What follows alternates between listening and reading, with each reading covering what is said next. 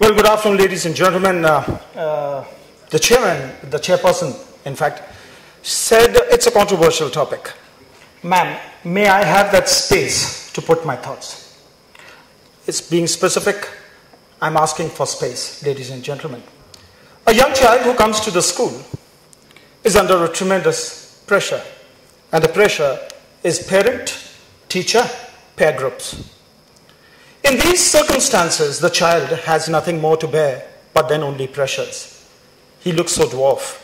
He looks so pygmy in front of the giants of education, where our core focus has to be on a child. Here we are talking about, I'm sorry, 7 minutes, I'm keeping my watch in progress too, but I have to put my thoughts because when I was going through, I was surfing, in fact, finding out the controversial definitions of the parameters of what we call the space for the learning to a child. Now, what type of a space are we talking about? Are we talking about physical? Or are we talking about virtual? Or are we talking about the space, what he thinks? There's a lot of controversies, as ma'am said. Yes, I agree. But who's going to raise the curtains? Who's going to draw the curtains and say, okay, here is reality. The reality is, of course, there are different types of educations in our own country. There are traditional schools which are running on the parameters of so-called residential schools. Some are day schools, some are government schools, some are private-owned schools, so on and so forth. Everybody have their own principles and their own criteria of imparting education to a child. I may say so, when I introduced this topic to my board, they were with their ears up.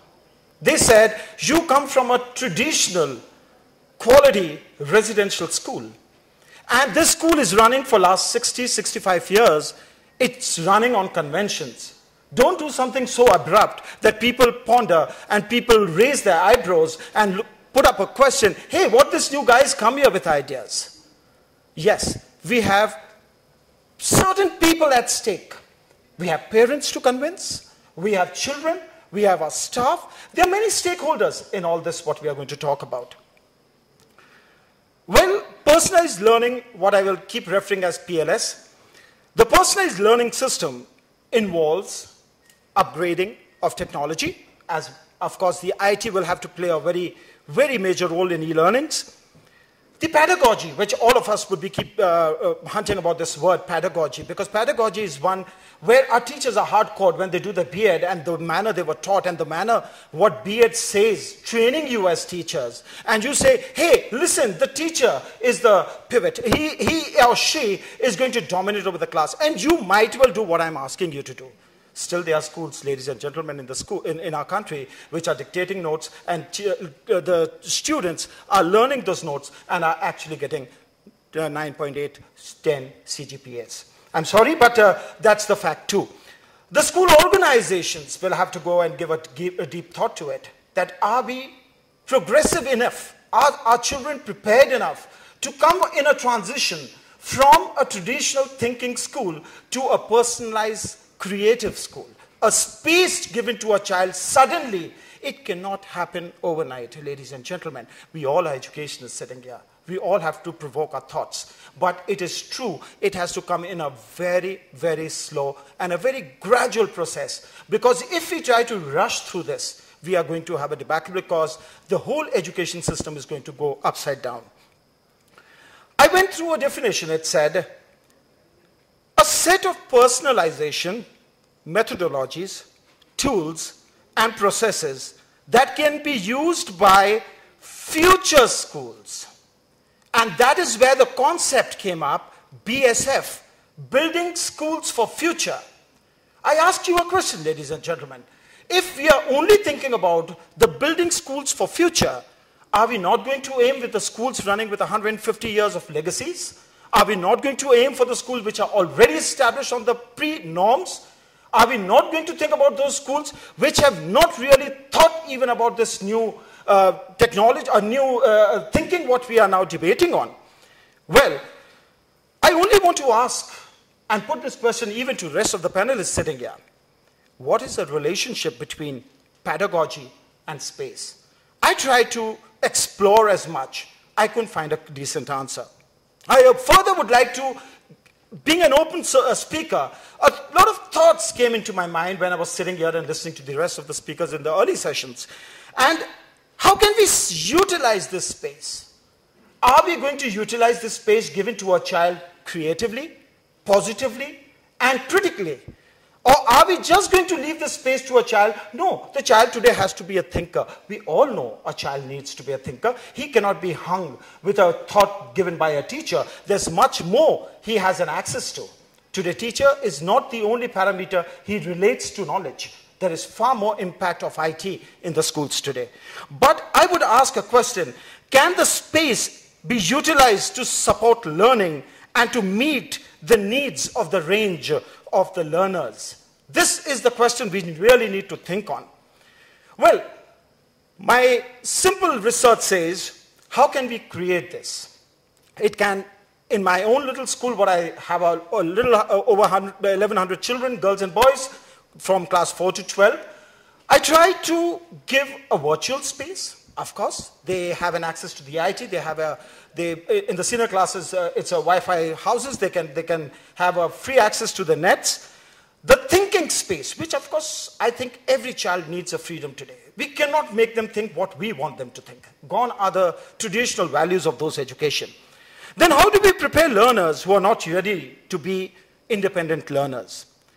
I think the first and the foremost, I think we need to create, first of all, an environment in the school. We need to create an environment right from the top till and a lot of brainstorming with the teachers to say, listen guys, the world's changing. Let the child be the center of education. Let him have the power. Let him question you. Here's a mathematics teacher in my class. If there's a third question asked, he says, well, let me first finish my today's lesson plan, and then only I can answer your question. That is the reality. Because eventually, the parents are also asking the student when he reaches home, hey, are you ready? Because you are about to face your board exams now. Where is the creative thinking going to be analyzed in the board exam? We still have to see. The definition further says, it is to develop independent, confident, and socially responsible young people through the use of flexible learning opportunities, designed to build the experiences, understandings, and skills through which they define and realize their own success. Ladies and gentlemen, to realize their own success. First, train the children to think, and then to make them realize you have to be critical thinkers, you have to be good thinkers, you have to be educationalists by yourself, and then be successful. There are two types of space which we keep talking about, but I ask you, what type of a space are we asking for a child?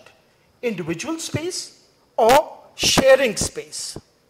Are we talking a child to be left all alone by himself and say, hey guys, you've got a freedom to thought. You've got freedom to expression. You've got freedom to believe. So we give you independence, and that is your individual independence. And then no check on it. What is he thinking? What is he surfing? What is he going to be rationalizing on? Liberty, total liberty. And one is the group independence, what we give. Let a set of children be there that you guys will do thinking on this. Tomorrow we meet again in the class, and let's there be a debate, and let's there be a little brainstorming.